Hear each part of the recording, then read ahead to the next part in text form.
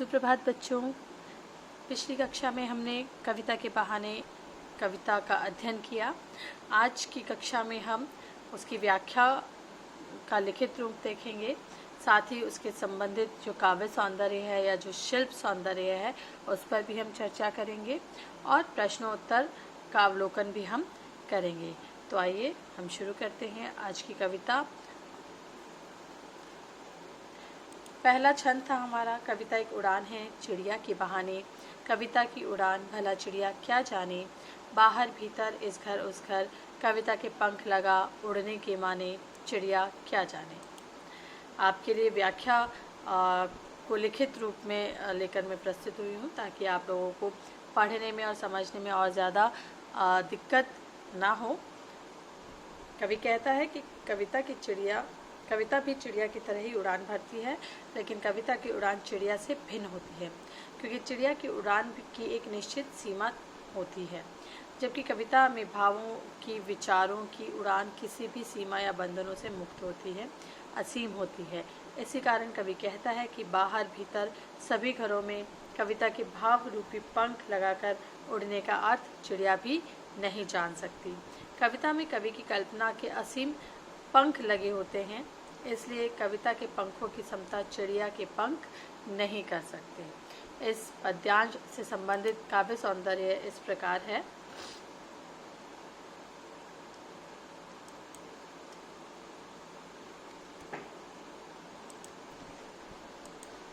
काव्य सौंदर्य में सर्वप्रथम हम बताएंगे कि कविता की जो अपार संभावनाएं हैं या उनको व्यक्त किया है कवि ने सरल एवं सहज खड़ी बोली में सशक्त अभिव्यक्ति की है कि भाषा में बहुत ज़्यादा जो है कठिनाई नहीं हो रही है हमें समझने में।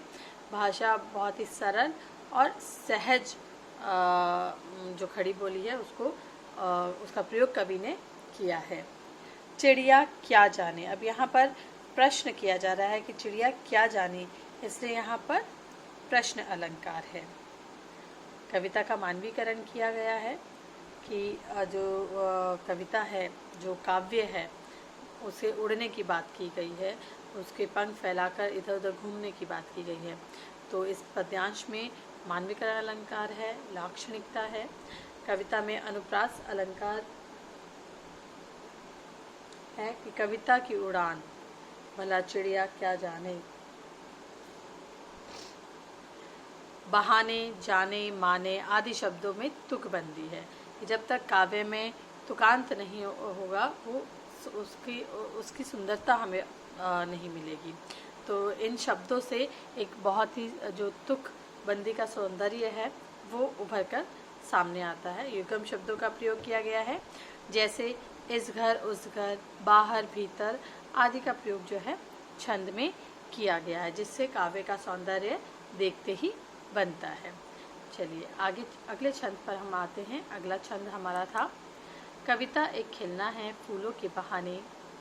कविता का खिलना भला फूल क्या जाने, बाहर भीतर इस घर उस घर, बिना मुरझाए महकने के माने, फूल क्या जाने। इसकी व्याख्या इस प्रकार है कुछ। कवि कहता है कि कविता का खिलना फूलों की तरह ही होता है, लेकिन कविता के खिलने और फूलों के खिलने में एक अंतर है। वह यह है कि फूल के खिलने के बाद उसकी मुरझाकर समाप्त हो जाने की एक निश्चित अवधि एवं नियति होती है, जबकि कविता एक बार विकसित होकर जीवन पाकर अमर और अमिट हो जाती है। इसी वजह से कवि कहता है कि कविता के खिलने का मर्म फूल भी नहीं जान सकता, क्योंकि वह फूलों की भांति एक बार खिलकर मुरझाती नहीं, अपितु सदैव नए अर्थ ग्रहण करके विकासशील एवं जीवित बनी रहती है। तो हर बार ये इसकी व्याख्या हम पहले ही कर चुके हैं, विस्तृत में आपको पहले समझाया जा चुका है। इसका जो काव्य सौंदर्य है वो हम देख लेते हैं। कविता में फूल की तुलना मनोरम है कि कविता के साथ फूल के खिलने की जो तुलना है वो बहुत ही सुंदर तरीके से की गई है। सरल एवं सहज खड़ी बोली में सशक्त अभिव्यक्ति की गई है। फूल क्या जाने जहाँ पर प्रश्न आ जाता है वहाँ पर प्रश्न अलंकार होता है। मुरझाए महकने के माने में अनुप्रास अलंकार है। मुक्त छंद की कविता है। ये मुक्त छंद जो है वो आप पहले वाले छंद के काव्य सौंदर्य में भी लिखेंगे कि जहाँ पर किसी तरह के छंद का कोई बंधन नहीं हो, वह होते हैं मुक्त छंद। शांत रस है, तुकबंदी की गई है। जो पंक्ति के अंत में बहाने, जाने माने आदि शब्द आए हैं उनसे कविता में तुकबंदी बनती है। युगम शब्दों का प्रयोग जो कि हम पहले ही चर्चा कर सके हैं, इस घर उस घर, बाहर भीतर आदि का प्रयोग किया गया है। चलिए अब तीसरे अंश पर हम आते हैं। कविता एक खेल है बच्चों के बहाने, बाहर भीतर यह घर वह घर, सब घर एक कर देने के माने, बच्चा ही जाने। कवि के अनुसार कविता भी बच्चों के खेल की तरह ही होती है। जिस प्रकार बच्चे कहीं भी किसी भी तरीके से खेलते हैं, उसी प्रकार कविता भी भावों, विचारों और शब्दों के खेल खेलती है। बच्चों के खेल की भांति ही कविता भी सीमाओं, विधि निषेधों से परे है। बच्चों का भविष्य है, विकास की असीम संभावनाएं हैं और उमंग, उत्साह एवं क्षमताएं हैं। उसी तरह कविता में भी अर्थ की व्यापक संभावनाएं हैं। उसमें भी रचनात्मक ऊर्जा होती है। जिस प्रकार बच्चे अपने पराये का भेद नहीं जानते, उसी प्रकार कवि के लिए कविता के स्तर पर सारा संसार अपना है, आत्मीय है। पद्यांश से संबंधित काव्य सौंदर्य का अवलोकन हम कर लेते हैं। कविता की रचना की व्यापकता को यहाँ पर प्रकट किया गया है। बच्चों और कवियों में समानता दर्शाई गई है। सरल एवं सहज खड़ी बोली में सशक्त अभिव्यक्ति की गई है। मुक्त छंद की कविता है। बहाने, जाने माने आदि में शब्दों की तुकबंदी है। युगम शब्द, यह घर वह घर, बाहर भीतर का प्रयोग किया गया है।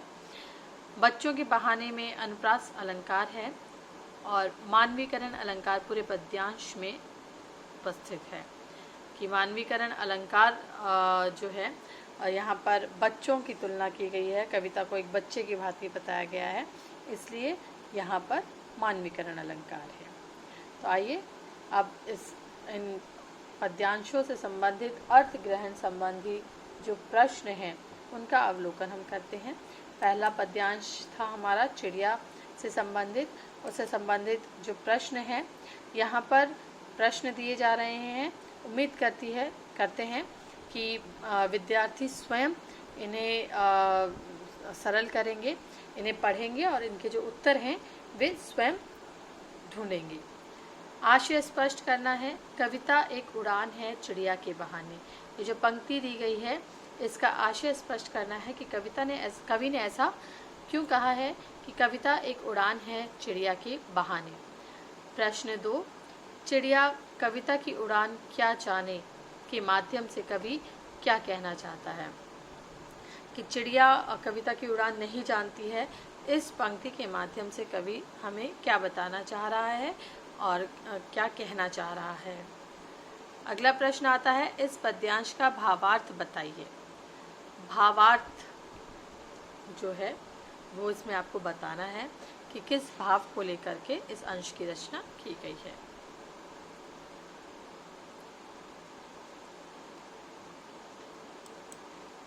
चौथा प्रश्न है, कविता के पंख लगाकर कौन इधर उधर उड़ता है। तो अर्थ ग्रहण संबंधी जो प्रश्न हमारे प्रश्न पत्र में आते हैं इसी तरीके से बने हुए आते हैं कि एक पद्यांश ले लिया जाता है और उस पर आधारित प्रश्न जो हैं वो पूछे जाते हैं।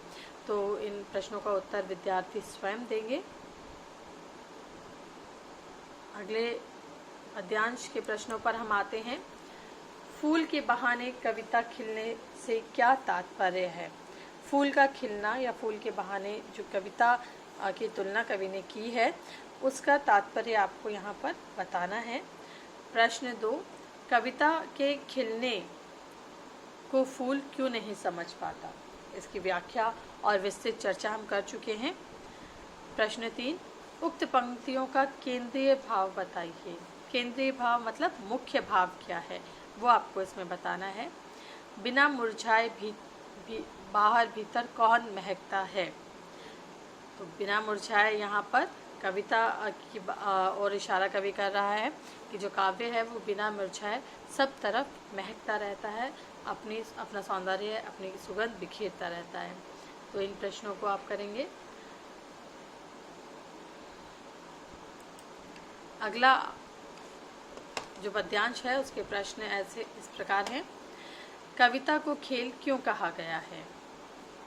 स्पष्ट करेंगे यहाँ पर कि जैसे बच्चे खेल रहे हैं उसी प्रकार कविता भी जो है अपने भावों, अपने विचारों और शब्दों के साथ खेलती है। ठीक है, तो उसको क्यों कहा गया है उसको आप स्पष्ट करेंगे। बच्चों के खेल और कविता रचने में क्या समानता बताई गई है। दोनों की जो तुलना इस पद्यांश में बताई गई है उसको आपको यहाँ पर बताना है। बच्चा खेल खेल में कौन सा महत्वपूर्ण काम कर देता है। बच्चा खेल खेल में अपने पराये का भेद खत्म कर देता है। ठीक है, इस पद्यांश का संदेश बताइए। इस पद्यांश को पढ़कर आपको क्या लगता है कि जो कवि है वो हम तक क्या संदेश पहुंचाना चाहता है। और कविता का काव्य सौंदर्य स्पष्ट कीजिए। काव्य सौंदर्य का एक अंश शिल्प सौंदर्य आपको बताया जा चुका है और जो भाव सौंदर्य है वो आपको व्याख्या में से पढ़ करके ही लिखना है। तो काव्य सौंदर्य बताने के लिए भाव और शिल्प दोनों ही प्रकार के सौंदर्य को स्पष्ट करना होता है। तो ये कविता से संबंधित जो ये आपका शिल्प सौंदर्य था और जो व्याख्या थी उस पर हमने चर्चा की। अब हम जो पाठ या कविता के पीछे के जो प्रश्न उत्तर हैं उसके ऊपर चर्चा करेंगे। कविता के साथ के प्रश्न हैं यहाँ पर। पहला प्रश्न दिया गया है, इस कविता के बहाने बताए कि सब घर एक कर देने के माने क्या है। तो इसका उत्तर मैं आपको बता देती हूँ। इसका अर्थ है भेदभाव, अंतर व जो अलगाववाद है उसको समाप्त करके सभी को एक जैसा हमें समझना चाहिए, सभी के साथ एक जैसा व्यवहार हमें करना चाहिए। जिस प्रकार बच्चे खेलते समय धर्म, जाति, संप्रदाय, छोटा बड़ा, अमीर गरीब आदि का भेद नहीं करते, अर्थात इन सभी बंधनों से मुक्त हो जाते हैं, इन भेदभावों से ऊपर निकल जाते हैं, उसी प्रकार कविता को भी किसी एक वाद या सिद्धांत या वर्ग विशेष की अभिव्यक्ति नहीं करनी चाहिए। अर्थात जब कवि किसी काव्य की रचना करता है तो इसमें किसी विशेष व्यक्ति या वर्ग का उल्लेख या उसकी अभिव्यक्ति नहीं करनी चाहिए। कविता शब्दों का खेल है। कविता का कार्य समाज में एकता लाना है, अर्थात किसी भी प्रकार के भेदभाव से ऊपर उठना चाहिए। जिस प्रकार बालक अपने स्तर पर सभी घरों की दूरियां मिटा देता है, उसी प्रकार कविता भी सभी के बीच प्रेम एवं सौहार्द का संदेश देती है। अगला प्रश्न है हमारा, उड़ने और खिलने का कविता से क्या संबंध बनता है। कविता से संबंध में उड़ने का अर्थ है कल्पना की उड़ान। ठीक है, जो कल्पना रूपी उड़ान कवि भरता है उससे संबंध है। सोच की उड़ान तथा विचारों की उड़ान। और खिलने शब्द को कविता के अर्थ में विकास से जोड़ा गया है। तो कविता विचारों और भावों की परिपक्वता का नाम है। जब हमारे विचार विकास पाते हैं और भावनाओं का ज्वार संयत हो जाता है तब कविता रची जाती है। ठीक है, या हम ये कह सकते हैं उड़ने और खिलने से सीधा संबंध है कि चिड़िया एक स्थान से दूसरे स्थान तक उड़कर जाती है, परंतु कविता कल्पना के सहारे बहुत ऊंचे तक उड़ती है। यह काल की सीमा तक को लांघ जाती है, अर्थात किसी भी काल में कवि की कल्पना पहुंच सकती है। इसी तरह कविता फूल की तरह विकसित होती है। फूल अपनी सुंदरता और जो गंध से समाज को प्रसन्न रखता है, जो सुगंध उसकी फैलती है, जो सुंदरता उसकी फैलती है, तो समाज का हर वर्ग उस सौंदर्य को देखकर मुग्ध हो जाता है। उसी तरह जो कविता है वह भी मानवीय भावों से विकसित होती है और तरह तरह के अर्थ और तरह तरह के रंग दिखलाती है तथा उसकी जो खुशबू है वो सनातन है, किसी विशेष वर्ग के लिए नहीं है। वह हर युग में मानव को आनंद देती है। ठीक है, तो कविता की जो रचना एक बार हो जाती है वो अनंत काल तक के लिए होती है, जबकि चिड़िया और का उड़ना और फूल के खिलने की जो क्रिया है वो निश्चित सीमा में बंधे होते हैं, निश्चित समय में बंधे होते हैं। तीसरा प्रश्न आता है, कविता और बच्चे को समांतर रखने के क्या कारण हो सकते हैं? तो यहाँ पर हमने व्याख्या में भी पढ़ा था इसको कि कविता और बच्चों के जो क्रीड़ा क्षेत्र हैं, खेलने के जो स्थान हैं वो बहुत व्यापक होते हैं, उन्हें समांतर रखा गया है।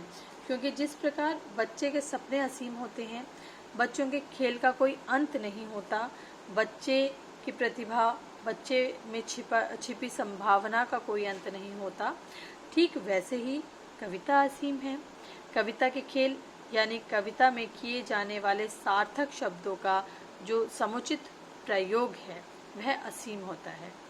जिस प्रकार बच्चे अपने पराये का भेद नहीं करते, उन्हें सभी घर अपने ही प्रतीत होते हैं, ठीक वैसे ही कवि के लिए यह सारा संसार अपना है। उसका लक्ष्य सिर्फ मानवता के धर्म का प्रसार करना है, आत्मीयता का संदेश घर घर पहुंचाना है। कविता प्रकृति, मनुष्य, जीव, निर्जीव, काल, इतिहास, भावी जीवन, अनेक विषयों पर लिखी जा सकती है। अर्थात इसके जो विषय हैं वो विस्तृत हैं, वो फैले हुए हैं, उसका जो विषय क्षेत्र है वह असीम है। और कविता में मौजूद जो भाव और रचनात्मकता के गुण हैं वो व्यक्ति की चेतना में वैसे ही जान फूंक देते हैं जैसे कभी न थकने वाला, सदा कुछ ना कुछ करने वाला रचनात्मक तत्व बच्चे में होता है। कि बच्चे के साथ उसकी समानता को बताया गया है, तुलना की गई है कि बच्चे और कविता में क्या क्या समानता है। अगला प्रश्न आता है यहाँ पर, कविता के संदर्भ में बिना मुरझाए महकने के माने क्या होते हैं? कविता को फूल के बहाने से खिलने की प्रक्रिया से जोड़ा गया है। कविता के माध्यम से हमारी जो भावनाएं हैं, हमारे जो विचार हैं, हमारी जो कल्पनाएं हैं वह सारी विकसित होती हैं। फूल से कविता ने खिलना भले ही सीखा हो, लेकिन कविता का जो विकास क्रम है उसे फूल नहीं जानता। एक निश्चित समय तक महकने के बाद फूल तो अपनी विकसित जीवन लीला समाप्त करके चले जाते हैं, लेकिन कविता का स्वरूप अनंत काल तक बना रहता है। यह निरंतर परत दर परत अर्थ की परतें खोलती रहती है, शब्दों के माध्यम से भावों की सुगंध एवं रस बिखेरती है, खिलकर अर्थाभिव्यक्ति कर जाती है। जब कविता लिखी जाती है और शब्दों से जब वो खेलती है तो कहीं ना कहीं उसके अर्थ की जो अभिव्यक्ति है वह होती है। बिना मुरझाए खिलने के कारण ही कविता अनश्वर है। सभी अपने अर्थ के अनुसार कविता को पढ़ते हैं, समझते हैं और अपनी चेतना का आधार बनाते हैं। जो कवि वस्तुतः निरंतर युगों युगों तक विकास पाती रहती है और बिना मुरझाए खिलती रहती है, वही कविता सार्थक एवं महत्वपूर्ण है। तो यहाँ पर कवि ने स्पष्ट रूप से बताया है कि जिस प्रकार फूल के खिलने के साथ ही उसकी नियति निश्चित होती है कि वह मुरझाकर समाप्त हो जाएगा, लेकिन जो काव्य की रचना जब कवि करता है, जब कवि कविता लिखता है तो उसमें शब्दों का की जो अभिव्यक्ति वो करता है, शब्दों को जो लिखता है, तो जो पाठक वर्ग युगों युगों से जो पाठक वर्ग उसे पढ़ रहा है या आगे आने वाले समय में पढ़ेगा, तो हर एक पाठक या हर एक पढ़ने वाला जो व्यक्ति है वो अपने अनुसार, अपनी सोच के अनुसार, अपनी क्षमता के अनुसार उसके जो अर्थ हैं वो निरंतर अलग अलग लेगा, वो भिन्न भिन्न अर्थों को ग्रहण करेगा। और इस प्रकार जो कविता है, जो काव्य है, वो निरंतर खिलती रहेगी, वो निरंतर आगे बढ़ती रहेगी, हमेशा वो महकती रहेगी। अर्थात नए नए अर्थों को लेकर के जो कविता है वो निरंतर महकती रहेगी। तो बच्चों, इस कविता से संबंधित कुछ प्रश्न आपको गृह कार्य के लिए दिए जा रहे हैं। पहला, चिड़िया की उड़ान और कविता की उड़ान में क्या अंतर है। दूसरा प्रश्न है, इस घर उस घर से कवि का क्या आशय है। चिड़िया और कविता के संदर्भ में स्पष्ट कीजिए। तीसरा प्रश्न है, फूलों के खिलने और कविता में क्या अंतर है। चौथा प्रश्न हमारा, बिना मुरझाए महकने के माने फूल क्यों नहीं जान पाते। और पांचवा प्रश्न है, बच्चों और कविता को समांतर क्यों रखा गया है। देखो, जो भी प्रश्न आ रहा है वो घूम फिर करके एक ही चीज़ को पूछ रहा है। बस केवल और केवल शब्दों का चयन अलग हो जाता है, केवल और केवल जो भाषा है प्रश्न की वो थोड़ी सी परिवर्तित हो रही है।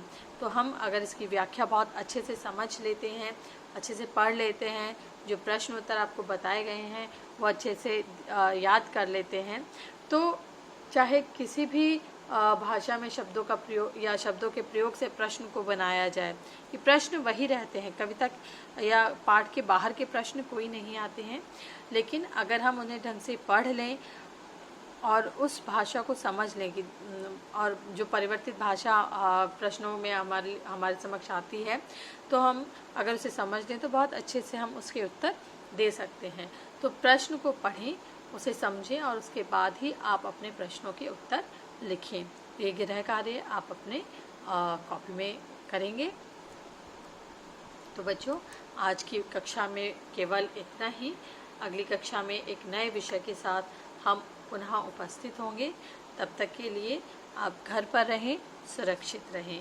धन्यवाद।